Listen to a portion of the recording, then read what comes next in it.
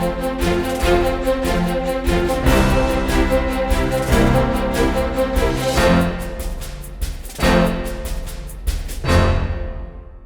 Study IQ IAS Hindi में आप सभी लोगों का बहुत बहुत स्वागत है। मैं हूं वीरत दुबे और हम चर्चा करने वाले हैं मुद्दे की बात प्रोग्राम में आज लाभ के पद की, और इस तरीके से कई सारे संवैधानिक या यूं कह सकते हैं तमाम सारे कॉन्स्टिट्यूशनल टर्म्स होते हैं जो आपको कम समझ में आते हैं कभी कभी, या फिर कंफ्यूज करते हैं, या फिर इतने इंपॉर्टेंट होते हैं कि इनके बारे में डिटेल में जानना जरूरी होता है क्योंकि अक्सर ये एग्जाम में आते ही हैं।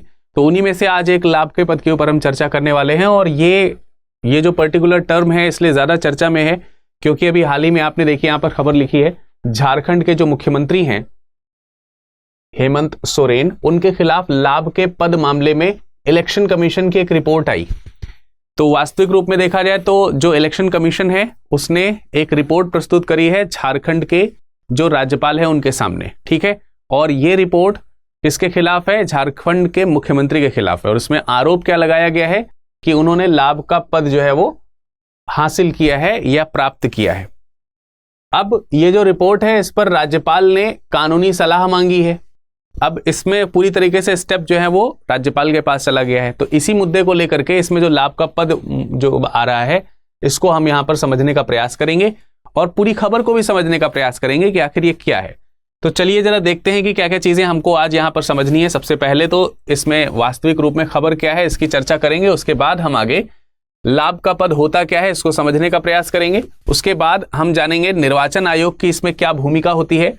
फिर हम समझने का प्रयास करेंगे कि राज्यपाल के कानूनी सलाह के अधिकार क्या हैं इससे संबंधित, और फिर हम समझने का प्रयास करेंगे कि मुख्यमंत्री बनने की योग्यता क्या होती है।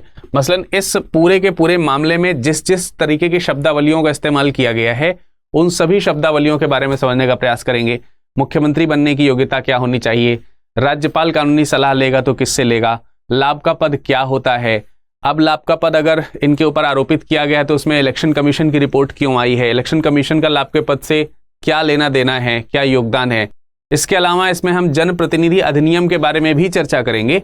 साथ ही साथ ये भी चर्चा करेंगे कि किस तरीके से मुख्यमंत्री के पद पर आप आसीन हो सकते हैं, और तमाम सारी चीजें जो इससे जानने लायक हैं वो सब चीज। इन्हें आप देख रहे हैं, ये श्री रमेश बैस जी हैं जो कि झारखंड के क्या हैं, राज्यपाल हैं। ये झारखंड के क्या हैं, राज्यपाल। अब मामले को एक एक करके गंभीरता से समझते हैं।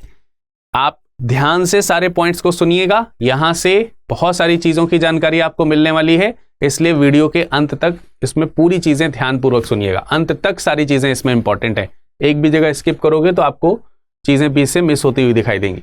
सबसे पहले देखिए, झारखंड के राज्यपाल ने मुख्यमंत्री हेमंत सोरेन के खिलाफ लाभ के पद मामले में निर्वाचन आयोग की रिपोर्ट पर कानूनी सलाह मांगी है। तो इतना हमको मुद्दा समझ में आ गया है। ये हेडलाइन भी थी कि जो लाभ का पद मामला है वो किसके खिलाफ चल रहा है, फिलहाल झारखंड के जो मुख्यमंत्री हैं हेमंत सोरेन उनके खिलाफ, ठीक है। और इस लाभ के पद की जांच किसने करी है, यह मामला है लाभ के पद का या नहीं है, इसकी जांच किसने करी है, इसकी जांच करी गई है निर्वाचन आयोग के द्वारा, इलेक्शन कमीशन के द्वारा। देखिए, मुख्यमंत्री जो होता है वो राज्य विधानमंडल का सदस्य होता है, ठीक है, राज्य विधानमंडल का सदस्य होता है, विधायक होता है वो। तो इनके सबके इलेक्शंस कौन कराता है, इनके इलेक्शंस कराते हैं जो इलेक्शन कमीशन ऑफ इंडिया है, ECI जिसको कहते हैं आप। राज्य में जो राज्य विधानसभा होती है उसका इलेक्शन कौन कराता है, उसका इलेक्शन राज्य विधान मंडल में राज्य विधानसभा जो है उस विधानसभा का इलेक्शन जो है वो निर्वाचन आयोग के देखरेख में होता है। तो तमाम सारे रूल्स और प्रोसीजर्स को वहां पे फॉलो किए जाते हैं, मैं भी वहां नहीं जा रहा हूं, लेकिन इसी न्यूज से इर्द गिर्द जितने क्वेश्चंस बन रहे हैं उसको हम यहां पर एनालिसिस करने की बात कर रहे हैं। तो सबसे पहले क्या हुआ, इलेक्शन कमीशन ने इससे संबंधित रिपोर्ट जो है वो राज्यपाल को सौंप दी है। तो हमको एक चीज क्लियर हो जाती है कि इस तरीके का जो ये मामला होता है, जैसे कि मुख्यमंत्री के ऊपर यदि अगर लाभ के पद का मामला गया या फिर विधायकों के ऊपर लाभ के पद का मामला गया तो इसकी जांच जो है वो कौन करेगा, इलेक्शन कमीशन करेगा। ये इलेक्शन कमीशन के अधिकार क्षेत्र में आता है। इसके बारे में हम थोड़ा लास्ट में चर्चा करेंगे, जब हम इलेक्शन कमीशन के ऊपर चर्चा कर रहे होंगे, उसके अधिकार क्षेत्रों के ऊपर बहुत विस्तृत चर्चा होगी इसी सेशन में। इसके अलावा अब जब ये इलेक्शन कमीशन जांच करेगा तो इसकी रिपोर्ट तैयार होगी, और ये रिपोर्ट तैयार करके किसको देगा, ये राज्यपाल को देगा, ठीक है।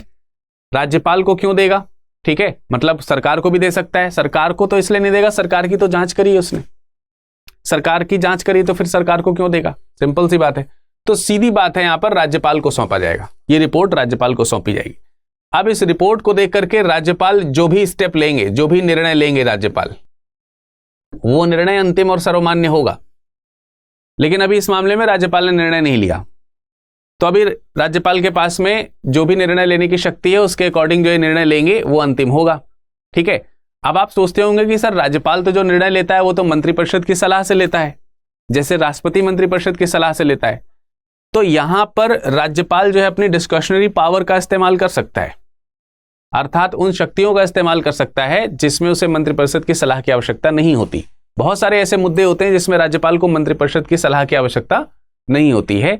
अपने विवेक से, स्वविवेक से जब किसी कार्य को वो करता है तो उसको डिस्क्रिशनरी पावर भी कहा जाता है। 2021 में खनन मंत्री के रूप में स्वयं ही खनन पट्टे का आवंटन का आरोप लगा था।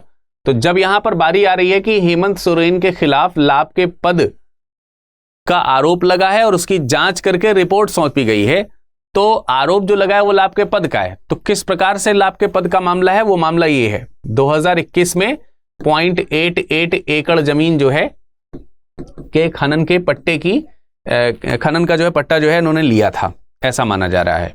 और इसी के खिलाफ इनकी जो विरोधी पार्टी है, ये जेएमएम से है, झारखंड मुक्ति मोर्चा से हैं, ठीक है, और जो कांग्रेस पार्टी है वो इनकी सपोर्टर है, मतलब गठबंधन की सरकार है अगर देखा जाए एक तरीके से। तो जो बीजेपी है उसने ये इलेक्शन कमीशन से शिकायत करी थी और उस शिकायत पर इलेक्शन कमीशन ने जांच करी और जांच करके रिपोर्ट राज्यपाल को सौंपी है। तो शिकायत क्या थी, वो यही थी कि इस खनन पट्टे पर जो है, जो कि रांची में उन्होंने ये जमीन खरीद ली थी उस पे पट्टे पर, वो तो नहीं लेना चाहिए था। जेएमएम इस मामले में सुप्रीम कोर्ट भी जा सकता है, हाई कोर्ट भी जा सकता है। मतलब सुप्रीम, अगर ये मान लेते हैं कि ये रिपोर्ट आई है और इस रिपोर्ट में सीएम को जो है अयोग्य ठहरा दिया गया, क्या कर दिया गया, अयोग्य ठहरा दिया गया एज अ सदस्य जो है, भाई विधानसभा का सदस्य होना चाहिए उसे, तो विधानसभा के सदस्य के रूप में अगर अयोग्य ठहरा दिया गया तो इनकी कुर्सी जो है वो जा सकती है। इसके खिलाफ जो है वो जो उच्च न्यायालय हैं उसमें भी जा सकते हैं और सुप्रीम कोर्ट भी जा सकते हैं।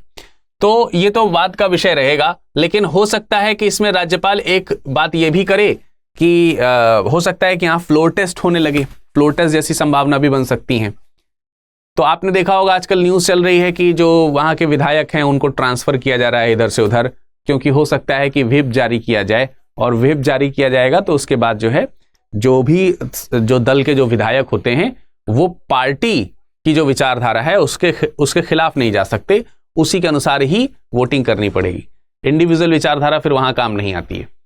तो इन सब चीजों को ध्यान में रखते हुए सारे विधायकों को वहां से हटाया भी जा रहा है। तो वो एक अलग मुद्दा है, उस पर हम चर्चा नहीं कर रहे हैं, वो तो पॉलिटिकल गेम्स है, लोग करते हैं। अब बात आती है जो लाभ का पद है उसको समझने के लिए उससे पहले उसके अवधारणा को समझते हैं। अवधारणा का मतलब यह हो गया कि लाभ का पद का मतलब क्या है। जैसे आप सुनते हैं कि किसी व्यक्ति को लाभ का पद धारण नहीं किया होना चाहिए, तो इसके पीछे सोच क्या है, अवधारणा क्या है, विचार क्या है, क्या समझा जाता है, क्यों लाभ का पद धारण ना किया जाए।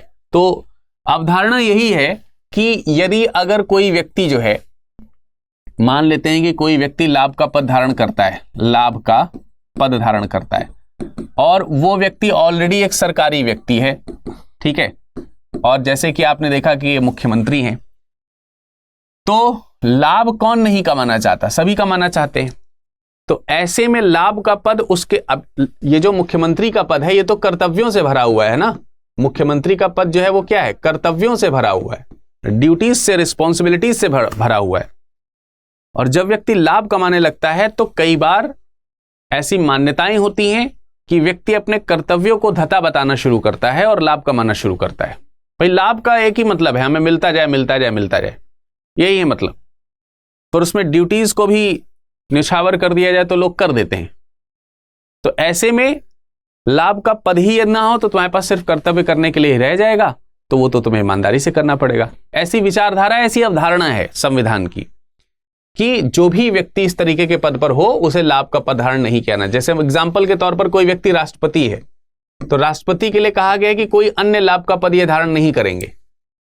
अब पता चला इन्हें जो है देश के राष्ट्रपति के साथ साथ देश का मुख्यमंत्री भी बना दिया जाए, तो मुख्यमंत्री बना करके मुख्यमंत्री से संबंधित जो फायदे हैं वो लेने लगेंगे।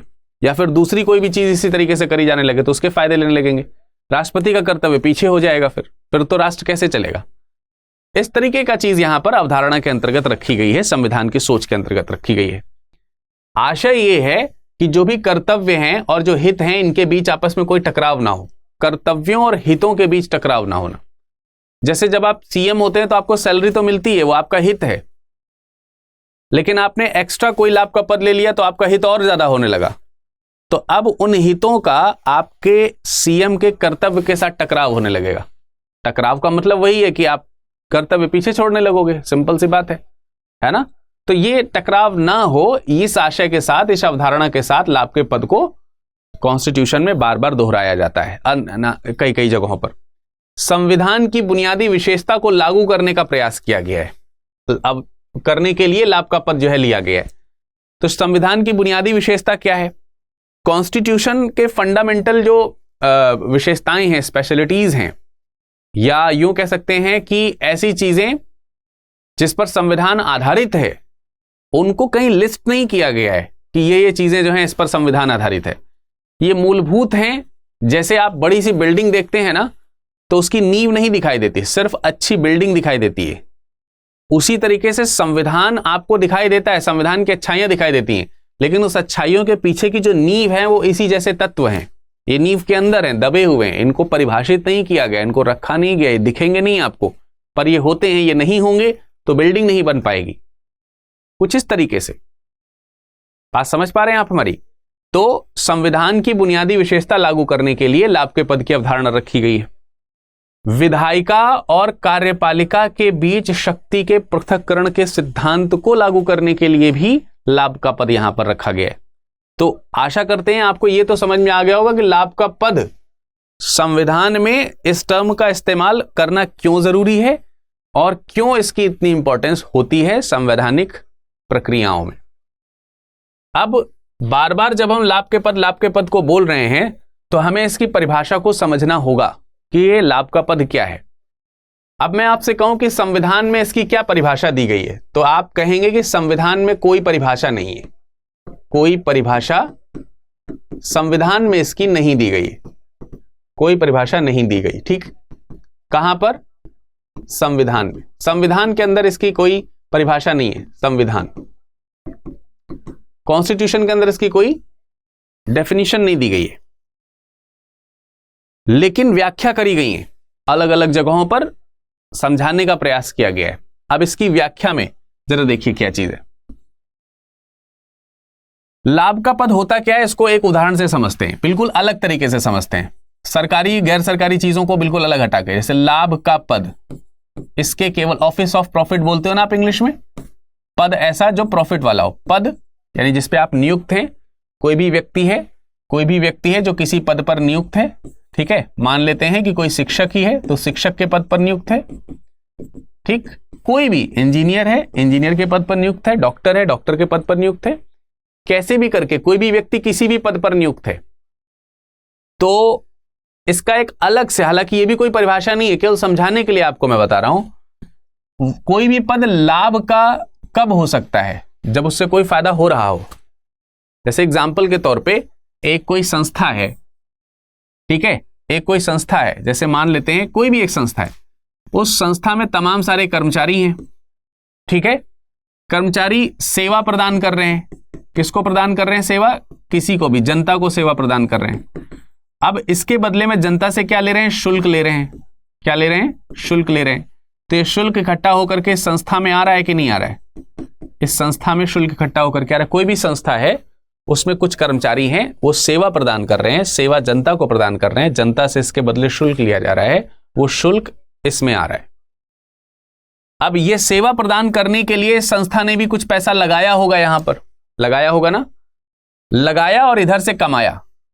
अगर 100 रुपए लगाया और 150 रुपए कमा लिया, 100 रुपए लगाया, 150 रुपए कमा लिया, तो 50 रुपए क्या हो गया? ये लाभ हो गया। 50 रुपए क्या हो गया भाई? ये लाभ हो गया। अब ये लाभ इन कर्मचारियों में बटेगा, जिसको आप सैलरी कह सकते हो, क्योंकि सबने 50 रुपए के लिए बराबर मेहनत तो करी नहीं होगी, किसी ने कम करी होगी, किसी ने ज्यादा करी होगी, तो इसीलिए सबकी सैलरी भी वेरी करती है, अलग अलग होती है। लेकिन मान लेते हैं कि इन लोगों ने काम किया, लागत 100 रुपए की आई और लाभ की बजाय 50 रुपए की हानि हो गई, यानी कि माइनस में 50 रुपए का लाभ हुआ, 50 रुपए की हानि हो गई। तब इस पद पर बैठे हुए लोग जो है वो अपने आप को लाभ का पद थोड़ी कहेंगे। लाभ का पद तो तब हुआ जब सेवा के बदले कुछ लाभ हो रहा हो, यानी कि कमाई हो रही हो। और कमाई आपको कब कोई कंपनी देगी? जब वो कंपनी लाभ में हो, आपके काम करने से उसको प्रॉफिट हुआ हो। तो ऑफिस ऑफ प्रॉफिट का मतलब होता है, इसको आप सैलरी कह सकते हैं कि नहीं? इनको जो ये जो किसी व्यक्ति को सैलरी मिल रही है तभी मिल रही है जब उस कंपनी को लाभ हो रहा है, यानी लाभ ही उसका सैलरी है, ऐसे समझ लीजिए। उसी सैलरी से ही उसको डिस्ट्रीब्यूट किया जा रहा है। किसी कंपनी के पास आएगी नहीं तो कैसे डिस्ट्रीब्यूट करेंगे आप? केवल एक उदाहरण देकर के समझा रहा हूं, ऐसा इसका मतलब ये नहीं कि सर यही चीज यहां पर होती है। हम केवल आपको कहां लेकर के जाना चाह रहे हैं, ये वहां लेकर के जाना चाह रहे हैं जहां पे मैं बात कर दूं कि लाभ का मतलब सैलरी। आपकी जेब में सैलरी आ रही है, इसका मतलब लाभ हो रहा है। लाभ नहीं होगा तो सैलरी कैसे आएगी? रुक जाएगी, 4-4 महीने मिलेगी नहीं, अंत में आपको निकाल दिया जाएगा, ऐसे ऐसे करके होगा। इसका मतलब आप लाभ पे नहीं थे, है ना? तो लाभ का मतलब क्या हो गया? सीधे सैलरी। इतनी बात समझ में आ गई कि नहीं आ गई? लाभ का मतलब क्या हो गया? सीधे सैलरी हो गई। लेकिन अभी जिस रिस्पेक्ट में हम, ये तो हमने आपको मान लेते हैं कि प्राइवेट वे में समझा दिया कि किसी प्राइवेट संस्था की मैंने बात कर दी थी, निजी संस्था की बात कर दी थी। मान लेते हैं कि कोई व्यक्ति, ये जो कर्मचारी है, ये कर्मचारी सरकारी है, ठीक है? अब सीएम कौन है? चीफ मिनिस्टर कौन है? सरकारी व्यक्ति है ना, सरकार है ना ये। और अगर ये व्यक्ति जो है लाभ कमाने लगे इसी तरीके से, कहीं से कोई सैलरी उठाने लगे, कोई जरूरी नहीं कि सैलरी ही हो, वो किसी भी प्रकार से लाभ हो सकता है, ठीक है? वेतन भत्ते, जो दूसरे प्रकार के अलाउंसेस होते हैं, सुविधाएं होती हैं, कुछ भी, दूसरे पद का मान सम्मान, कुछ भी, वो लाभ है। अगर ये कमाने लगेंगे तो इनका इंटरेस्ट इसमें बढ़ जाएगा, और इसमें बढ़ जाएगा तो इसमें कर्तव्य घट जाएगा। इसमें इंटरेस्ट बढ़ने का मतलब इसमें कर्तव्य घटना, यही अवधारणा समझाई थी मैंने पहले आपको। तो लाभ के पद की कोई परिभाषा नहीं है, व्याख्या है जो मैंने आपको यहां पर बताई। लाभ के पद का मतलब यह है कि कोई भी व्यक्ति, जैसे अगर किसी दूसरे सरकारी, मतलब आप सरकार के खाते से, सरकार के कोष से किसी प्रकार की धन अर्जन कर रहे हैं, जिस पद पर आप बैठे हैं उसके पद के अलावा। सीएम के पद के लिए आपको सैलरी मिल रही है, सीएम के पद के लिए नहीं मिल रही है, हालांकि आपको विधायक के पद के लिए मिल रही है, ठीक है? तो वो जो सैलरी मिल रही है, वो सैलरी के अलावा आप दूसरा काम भी कर रहे हैं। आप खनन पट्टे से उनको कुछ फायदा हुआ, और वो जो खनन है वो सरकारी खनन पट्टा है, वो तो सरकार के कोष से सरकार के पास ही आ गया पैसा, है तो सरकार रूपी एक व्यक्तिगत व्यक्ति के पास आ गया। तो ये हो गया लाभ का पद। बात समझ में आ रही कि नहीं आ रही? तो लाभ का पद यही है। लेकिन ऐसे ही नहीं किसी के कह देने पर, ऐसे नहीं है जैसे मैंने थोड़ी देर शुरुआत में बताया कि बीजेपी ने आरोप लगाया और इलेक्शन कमीशन ने जांच किया और कह दिया कि हाँ भाई लाभ के पद पर हैं, अयोग्य हैं ये, अब इसका निर्णय राज्यपाल करेंगे। तो जांच करी होगी, तो जांच करते समय भी कुछ देखा होगा, समझा होगा, ठीक है? लाभ का पद है या नहीं है, कोई भी व्यक्ति, किसी भी व्यक्ति का पद, पहले तो यही निर्धारित करना होगा। हो सकता है कि कोई व्यक्ति एक पद पर हो, उसके अलावा दूसरे पद पर भी हो, पर कोई जरूरी नहीं कि वो पद लाभ का ही हो दूसरा वाला। तो वो पद लाभ का है या नहीं है, इसका निर्धारण जो है उसकी नियुक्ति की जांच से होगा। जब व्यक्ति अपॉइंट हुआ है तो किन शर्तों के साथ अपॉइंट हुआ है, क्या वो दूसरे पद पे जा सकता है या नहीं जा सकता है, फ्री में या कैसे भी करके। तो ये देखना होगा कि उसकी नियुक्ति के प्रावधान क्या है, नियुक्ति की जांच करनी पड़ेगी। और यह फैसला जो है सुप्रीम कोर्ट ने सुनाया था कि किसी भी व्यक्ति के पद के लाभ के जांच कैसे होगी, इसकी जांच करने के लिए उसकी नियुक्ति के प्रावधानों को देखना पड़ेगा। अब नियुक्ति के प्रावधानों में बहुत सारी चीजें हैं, जैसे कि क्या निर्धारक हैं, कैसे हम चेक करेंगे कि जांच लाभ का पद है या नहीं है। जैसे नियुक्ति प्राधिकारी जो है, नियुक्त करने वाला जो अथॉरिटी है, यदि अगर वो सरकारी है, जांच में देखा जाएगा कि क्या ये सरकारी है, नियुक्ति अधिकारी जो है क्या वो सरकारी है, क्या नियुक्ति समाप्त करने का अधिकार सरकार के पास है, यह भी जांच करी जाएगी, सब चीजें देखी जाएंगी। जो पारिश्रमिक मिल रहा है या पारिश्रमिक निर्धारित जो किया गया है, उसका अधिकार क्या सरकार के पास है, उस पारिश्रमिक का स्रोत क्या है, सोर्स क्या है, और साथ ही साथ पद प्राप्त करने की शक्तियां क्या क्या हैं, जो पद मिल रहा है उससे क्या क्या शक्तियां उसको मिल रही हैं। कई बार लाभ जो है वो शक्तियों के रूप में होता है, पावर्स के रूप में होता है, दूर का रिश्ता होता है थोड़ा मॉनेटरी से, यहां पे तो डायरेक्ट रिश्ता हो गया। तो इन सभी प्रकार की जांच जो है लाभ के पद के अंतर्गत की जाती है। इसके निर्धारक कारक ये हैं, और इस संदर्भ में ध्यान रखना पड़ेगा कि कोई भी पद लाभ का पद है या नहीं, इसका निर्धारण जो है वो नियुक्ति की जांच के द्वारा होती है। और नियुक्ति की जांच कैसे होगी, इन सब मानकों के आधार पर होगी। तो इलेक्शन कमीशन ने भी ये सब जांच करी होगी, इलेक्शन कमीशन ऑफ इंडिया ने ये जांच करी होगी। तो ये करंट के साथ हम जो स्टैटिक पॉइंट है इसका समझाने का प्रयास कर रहे हैं। आई होप कि आपको सारे पॉइंट समझ में आ रहे होंगे। इनसे संबंधित कोई शंका हो तो पूछते रहिएगा कमेंट सेक्शन में कमेंट करके, ठीक है। अब क्या संवैधानिक पद जो है, लाभ का पद जो है, क्या उसके कुछ कॉन्स्टिट्यूशनल प्रोविजन है, क्या संवैधानिक प्रावधान है क्या? मसलन किसी भी व्यक्ति के संदर्भ में ये कहा जा रहा है कि लाभ का पद धारण कर रहा है, उसको वो अयोग्य है, तो संविधान में कहीं ऐसा कहा गया है क्या? क्योंकि पद तो संवैधानिक है, तो इसके लिए हमें कुछ आर्टिकल्स का रेफरेंस देना पड़ेगा। जैसे कि सदस्यता की निर्हरता के लिए बात करी गई है। निर्हरता का मतलब अयोग्यता। कोई भी व्यक्ति सदस्य के रूप में अयोग्य कब होगा? कोई भी व्यक्ति सदस्य के रूप में अयोग्य कब होगा? इसकी कुछ कंडीशंस दी हुई हैं आर्टिकल 102 में। लेकिन आर्टिकल 102 में किस प्रकार के सदस्य के लिए कहा गया है बात? संसद के किसी सदन का सदस्य चुने जाने के लिए, सदस्य होने के लिए निर्धारित होगा। इसमें यह बताया गया है कि कोई, मतलब संसद के जो सदस्य हैं, इनको आप सांसद कहते हैं। सांसद कब कोई नहीं चुना जा सकता, यानी कि कौन सी ऐसी कंडीशन है जिसमें आप सांसद नहीं चुने जा सकते, उसमें से आप देख सकते हैं article 102 clause 1 sub clause A जो है ये डिटेल कर रहा है किसी के बारे में। क्या कह रहा है?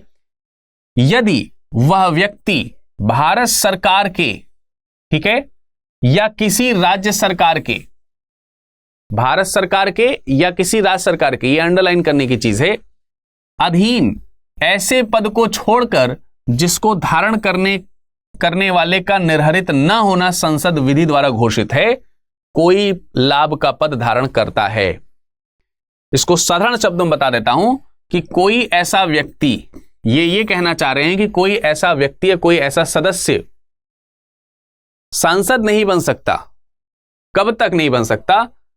सांसद नहीं बनेगा यदि अगर वह केंद्र सरकार या फिर राज्य सरकार के अधीन, केंद्र सरकार या राज्य सरकार के अधीन किसी ऐसे पद पे शामिल, मान लेते हैं कि कोई ऐसा पद है, कोई XYZ ऐसा पद है जो कि राज्य सरकार के अधीन है, राज्य सरकार के अधीन है, ये व्यक्ति सांसद है, संसद में है और राज्य सरकार के अधीन सेवा प्रदान कर रहा है। लेकिन मान लेते हैं कि राज्य सरकार के अधीन सेवा प्रदान करने वाला जो ये पद है, ये पद संसद ने ही बताया है कि लाभ के पद के अंदर नहीं गिना जाएगा। संसद ने ऐसा संशोधन किया है, लॉ पास किया है, कानून बनाया है और उस पद पर यह व्यक्ति बैठा है, तब तो ये लाभ के पद पर नहीं होगा। लेकिन मान लेते हैं राज्य सरकार के अधीन वो किसी ऐसे पद पर बैठा है जिसको संसद ने ऐसा घोषित नहीं किया है, संसद ने इस पद के बारे में नहीं कहा या इसके कानून नहीं बनाए कि भाई ये लाभ का पद के बाहर रखा जा रहा है, तो फिर इस पद पर अगर वो नियुक्त है अपने सदस्यता के साथ साथ, तो उसकी सदस्यता वहां से भंग हो जाएगी, समाप्त कर दी जाएगी, अयोग्य घोषित कर दिया जाएगा उसे। यह बात यहां पर लिखी हुई है, इसी बात को कॉन्स्टिट्यूशनल लैंग्वेज में यहां पर लिखा गया है। लेकिन अगर कोई पद जो है उसके लिए कानून बना दिया गया है कि भाई ठीक है, आप भले ही सदस्य हैं संसद के, लेकिन ये वाले पद पर आप बैठ सकते हैं साथ ही साथ, जो कि लाभ का पद नहीं है, जिसे हम कह रहे हैं कि लाभ का पद नहीं है, संसद कह रहा है लाभ का पद नहीं है, तो फिर वो पद धारण कर सकता है। तो वो लाभ का पद है या नहीं है, इसीलिए तो इसकी जांच के बारे में मैंने आपको यहां पर बताया कि उसकी जांच कैसे करी जाएगी, ऐसे करी जाएगी। ठीक है, क्लियर है बात, समझ में आ गई? तो ये तो हो गया सांसदों के लिए, लेकिन यहां तो सीएम की बात हो रही है। सीएम का मतलब हो गया वो राज्य विधानसभा के सदस्य हैं, राज्य विधानसभा। तो क्या यही प्रावधान राज्य विधानसभा के लिए भी है? इसके लिए हमें अनुच्छेद 191(1) में जाना पड़ेगा। Article 191 clause 1 sub clause A.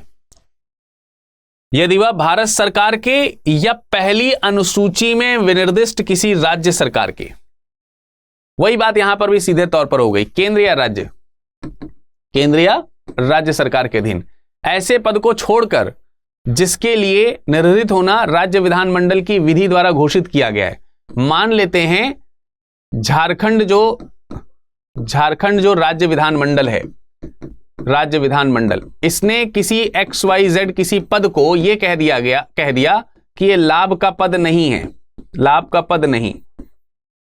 ऐसे पद को अगर किसी ने धारण किया है तब तो वो लाभ का पद नहीं होगा, लेकिन इसको छोड़ करके किसी दूसरे पद को धारण कर लिया है तो वो लाभ का पद गिना जाएगा। और ऐसा यदि अगर करेगा तो वो निर्धारित रहेगा, अर्थात अयोग्य रहेगा, उसे चुना नहीं जा सकता। ठीक है, समझ में आ जाती है यहां पर बात आपको। तो ये स्पष्ट बात हम लोगों को लाभ के पद से संबंधित समझ में आ गई। अब लाभ के पद के संवैधानिक प्रावधानों की चर्चा जब हम कर रहे हैं तो एक पॉइंट यहां पर हमको और जोड़ना है, मंत्री की बात करनी है। मंत्री कौन बनता है? सदस्य ही तो मंत्री बनता है। अब आप कहिए कि सर सदस्य भी है और मंत्री भी है, सदस्य भी है और मंत्री भी है, तो फिर दो चीजें हो गई ना। एक तो विधानसभा का सदस्य होना और दूसरा मंत्री होना। अब चाहे वो मुख्यमंत्री ही क्यों ना हो फिर, या दूसरा मंत्री हो। तो ऐसे में स्पष्ट लिखा गया है किसी व्यक्ति को केवल इस कारण से भारत सरकार या किसी राज्य सरकार के अधीन लाभ का पद धारण करने वाला नहीं माना जाएगा कि वह एक मंत्री है। यानी केवल मंत्री, एक तरीके से देखा जाए मंत्री का पद जो है वो लाभ के पद के अंतर्गत नहीं आएगा। समझ में आ गई बात? हाँ, यानी इसीलिए तो एक सदस्य होते हुए भी कोई मंत्री होता है, या यूं भी कह सकते हैं मंत्री बनने के लिए सदस्य का होना जरूरी है, संविधान में कहा गया है। ये भाई आपने पढ़ा कि किसी भी व्यक्ति को मुख्यमंत्री होना चाहिए, तो मुख्यमंत्री होने के लिए क्या योग्यता है? उसको राज्य विधानमंडल के सदस्यता ले लेनी चाहिए, अगर पहले से नहीं है तो, और 6 माह के अंदर ले लेनी चाहिए, यही बात कही गई। तो इसका मतलब वो सदस्य तो रहेगा ही। तो ऐसे व्यक्ति को हम मंत्री के पद पर जो है उसको हम नहीं कह सकते कि वो लाभ के पद पर है, ये चीज ध्यान रखना है। ठीक है। संसद अयोग्यता निवारण अधिनियम 1959 में उन पदों की लिस्ट दी गई है जिन्हें लाभ के पद से बाहर रखा गया है, और कई बार इन सूचियों का विस्तार होता ही रहता है। इसमें तमाम सारे पद आते रहते हैं और उन्हें सूची के अंदर शामिल किया जाता है। अगर वो व्यक्ति उस पद को धारण करता है तो उस लाभ के पद पर नहीं होगा, होते हुए भी। ठीक है, समझ में आ गया? ये तो एक पॉइंट है जो आपको एक्स्ट्रा समझना था। अब हम यहां पे थोड़ा सा जनप्रतिनिधि अधिनियम 1951 की बात कर लेते हैं, पीपल्स रिप्रेजेंटेशन एक्ट 1951। इसकी धारा 9A के तहत मुख्यमंत्री को अयोग्य घोषित किया जा सकता है। मुख्यमंत्री को क्या किया जा सकता है? अयोग्य घोषित किया जा सकता है। कब अयोग्य घोषित किया जा सकता है? जब इस धारा के तहत माल की आपूर्ति, ध्यान रखिएगा, माल की आपूर्ति या सरकार द्वारा किए गए किसी कार्य के निष्पादन के लिए अनुबंधन, यानी वही पट्टा करना हो, अनुबंधन करना होता हो। तो सरकार द्वारा कार्यों के निष्पादन का पट्टा अगर सरकार स्वयं ही ले रही है तो लाभ का पद हो रहा है, ऐसा बताया जा रहा है। आप ऐसे समझिए, इस धारा के तहत माल की आपूर्ति या सरकार द्वारा किए गए किसी कार्य के निष्पादन के लिए अनुबंध करना यदि अगर है तो उसे अयोग्य घोषित किया जा सकता है पीपल्स रिप्रेजेंटेशन एक्ट 9A के तहत। और इस चीज की धारा इलेक्शन कमीशन को देखनी होगी। ठीक है, किसको देखनी होगी?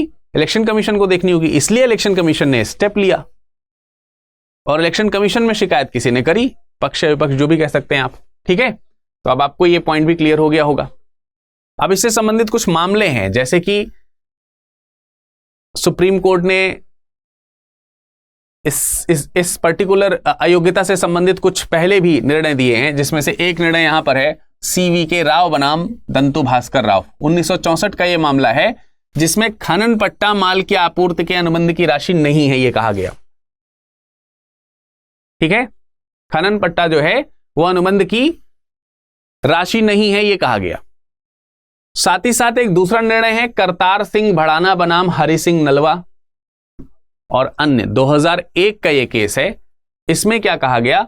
सरकार खनन पट्टा द्वारा खनन पट्टा सरकार द्वारा किए गए कार्य के निष्पादन की राशि नहीं है। तो इलेक्शन कमीशन ने अगर यह आरोप लगा दिया है तो उसकी भी जांच होगी। कुछ और निर्धारण भी हो सकते हैं, ऐसा नहीं कि यही दो निर्धारण हैं। तो इसीलिए आपने सुना होगा कि हेमंत सोरेन ये भी कह रहे हैं कि हम आदिवासी हैं, हम किसी से डरते नहीं हैं, तो हमको डराया ना जाए। हमारे पास न्याय के जो और दूसरे रास्ते हैं उन्हें जरूर अपनाएंगे, जरूरत पड़ेगी तो वो तो बात की बात है। जब अपनाएंगे तो उसके ऊपर भी हम आपके सामने प्रस्तुत होंगे। यानी वो क्या कर सकते हैं, मुख्यमंत्री को किसी प्राधिकारी द्वारा अयोग्य घोषित कर दिया। जैसे प्राधिकारी अयोग्य घोषित कर रहा है, कौन सा प्राधिकारी है वो? इलेक्शन कमीशन ऑफ इंडिया है, ईसीआई है। एक अथॉरिटी है जो मुख्यमंत्री को क्या कर रहा है, अयोग्य घोषित कर रहा है, तो भी वह उसे उच्च न्यायालय में चुनौती दे सकता है। तो वो जा सकते हैं झारखंड उच्च न्यायालय में, रांची, ठीक है, रांची जा सकते हैं। और यह निर्णय सर्वोच्च न्यायालय के आदेश के अनुसार 4 महीने के भीतर पूरा किया जाना चाहिए। अगर ये कोर्ट जाएंगे तो इसका निर्णय 4 महीने के भीतर आ जाना चाहिए हर हाल में, क्या योग्य हैं या नहीं है। तो हमको यह भी समझ में आ गया कि अभी जो रिपोर्ट है वो राज्यपाल के पास में है। राज्यपाल जो है वो परामर्श ले रहे हैं, कानूनी सलाह ले रहे हैं राज्य के अटॉर्नी जनरल से। तो जो भी सलाह होगी वो सलाह दिया जाएगा और सलाह दे करके आगे जो है कार्य होगा। अब क्योंकि यहां पे निर्वाचन आयोग की भूमिका आई है तो हमें ये जानना होगा कि निर्वाचन आयोग की भूमिका क्या क्या होती है, यानी उसकी शक्तियां और कार्य किस प्रकार से होते हैं। क्या उसकी शक्तियों और कार्यों में ये वाला पॉइंट शामिल है कि वो जांच कर सकता है संसद के सदस्य सांसद या राज्य विधानमंडलों के जो सदस्य होते हैं विधायकों की? तो जरा देखते हैं। सबसे पहले निर्वाचन आयोग के सामान्य कार्यों को समझते हैं। निर्वाचन आयोग निर्वाचन क्षेत्रों का परिसीमन करता है, तभी अलग अलग जगहों पर कॉन्स्टिट्यूंसीज बनती हैं और आप उनके तहत जाकर के इलेक्शंस दे सकते हैं या वोटिंग कर सकते हैं। निर्वाचक जो नामावली होती है, नहीं वोटिंग लिस्ट जो है वो तैयार करने का काम होता है। बहुत ही साधारण से काम है जो मैं यहां पर आपको बताता चल रहा हूं। चुनाव कार्यक्रम को निर्धारित करता है और इसके लिए अधिसूचना जारी करके बताता है कि इस समय चुनाव होंगे या कब होंगे। प्रत्याशियों के नाम को स्वीकारना और उनकी जांच करना। अगर आप एज अ कंटेस्टेंट पार्टिसिपेट करना चाहते हैं तो नामांकन की प्रक्रिया और उसकी जांच करने की प्रक्रिया भी ये देखता है। तमाम सारे जो राजनीतिक दल होते हैं उन राजनीतिक दलों को क्षेत्रीय दल, राज्य दल या केंद्रीय दल के रूप में पहचान दिलाना या पंजीकृत करना इत्यादि भी किसका काम होता है? इलेक्शन कमीशन का काम होता है। साथ ही साथ जो चुनाव चिन्ह है वो भी प्रदान करने का काम होता है। अभी चुनाव चिन्ह को लेकर के भी मैंने आपको एक सेशन दिया था जब महाराष्ट्र सरकार में 2 गुटों के बीच में शिवसेना पार्टी के नाम और साथ ही साथ शिवसेना का जो चुनाव चिन्ह है धनुष और तीर, उसके चुनाव चिन्ह को लेकर के दोनों के बीच में जो शिंदे जी की सरकार है प्रेजेंट टाइम में वो और उद्धव ठाकरे जो पहले मुख्यमंत्री थे उनके बीच में लेकर के इस चीज को टकरार चल रही है। तो उसके ऊपर भी मैंने एक सेशन कवर किया, आप चाहें तो उसको भी देख सकते हैं। तो ये काम भी चुनाव चिन्ह के आवंटन और उसको देने की जो शक्तियां हैं वो भी निर्वाचन आयोग की होती हैं। और जो भी राजनीतिक दल होते हैं राष्ट्रीय व राज्य स्तरीय, उनको दर्जा उस प्रकार का देना ये भी इन्हीं का काम होता है। राजनीतिक दलों की पहचान और उन चुनाव चिन्ह से संबंधित विवाद जो होते हैं उस विवाद में ये न्यायिक भूमिका निभाता है।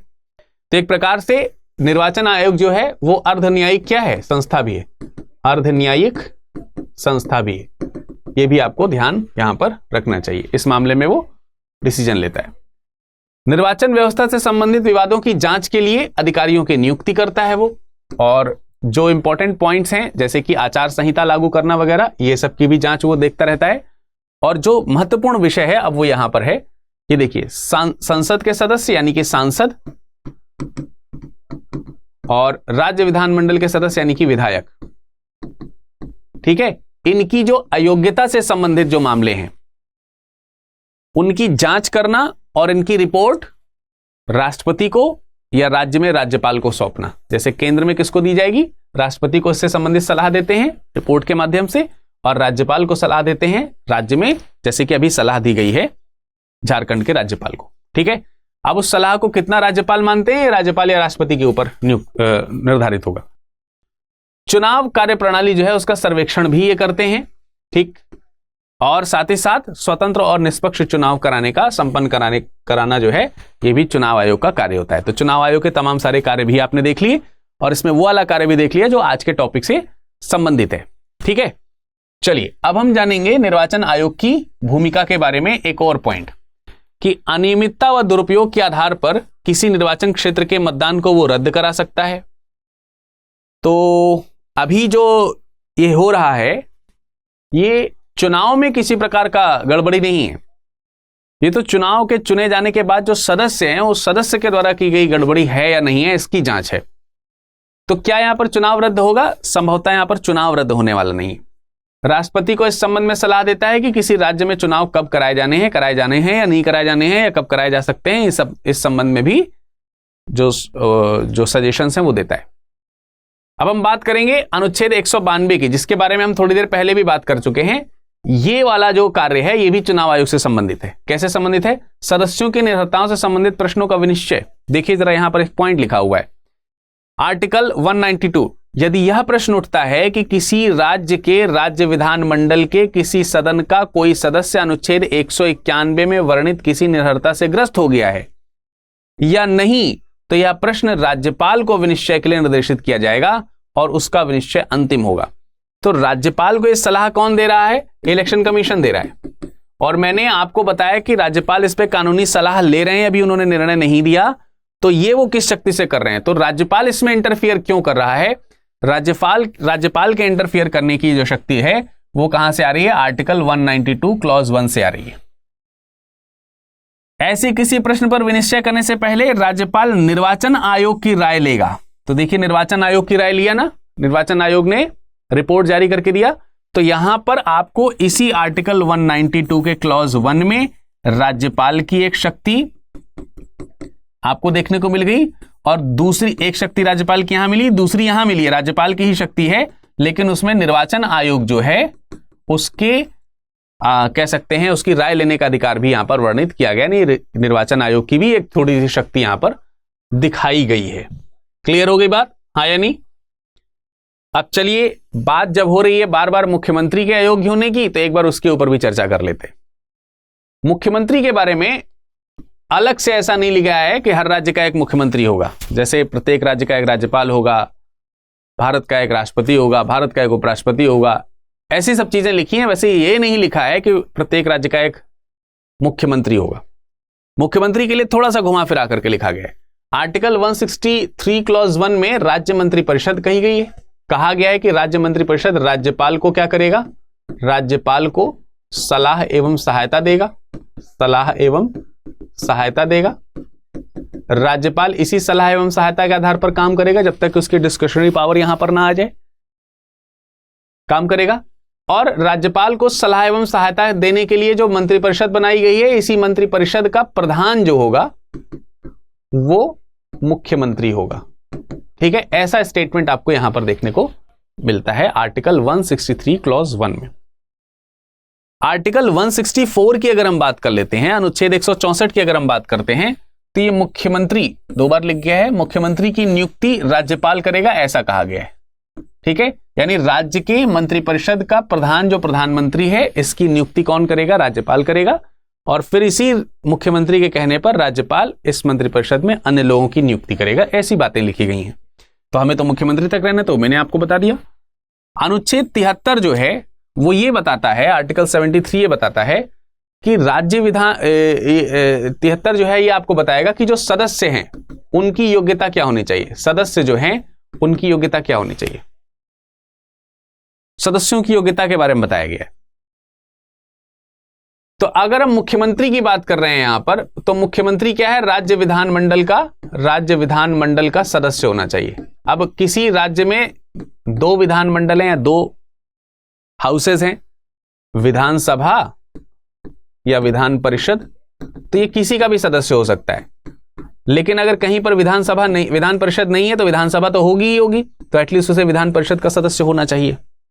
इसके पूर्व उसे भारत का नागरिक होना चाहिए, कम से कम 25 वर्ष की आयु पूरी की होनी चाहिए, और संसद द्वारा विधि के अधीन बनाई गई जो अर्हताएं हैं वो धारण की हुई होनी चाहिए। ठीक है, जनरली जो चीफ मिनिस्टर होता है, मुख्यमंत्री जो होता है, वो राज्य विधानमंडल या राज्य विधानसभा में बहुमत दल का नेता होता है।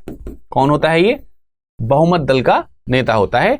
ये मुख्यमंत्री बनने से संबंधित जो प्रावधान है वो मैंने आपको बताए। तो आशा करते हैं कि आज का जो सेशन है ये आपको अच्छी तरीके से समझ में आया होगा और आप इस लेक्चर की पीडीएफ हमारे इस टेलीग्राम पर जुड़ करके प्राप्त कर सकते हैं। साथ ही साथ किसी प्रकार की इंफॉर्मेशन के लिए और दूसरे एक्टिविटीज के लिए आप हमारे साथ फेसबुक और इंस्टाग्राम पे भी जुड़ सकते हो। आशा करते हैं आज के सेशन से संबंधित सारी बारीकियां आपको स्पष्ट रूप से समझ में आई होंगी। इस उम्मीद के साथ कि आप बढ़िया से पढ़ाई करेंगे, पूरे लेक्चर को ध्यान से देखेंगे, पढ़ेंगे, समझेंगे और इसकी बारीकियों को नोट करेंगे, जिससे कि आपके आगामी परीक्षाओं में आपको सहायता मिल सके। किसी दूसरे मुद्दे की बात को लेकर के हम फिर से आपके सामने हाजिर होंगे। तब तक के लिए नमस्कार, धन्यवाद।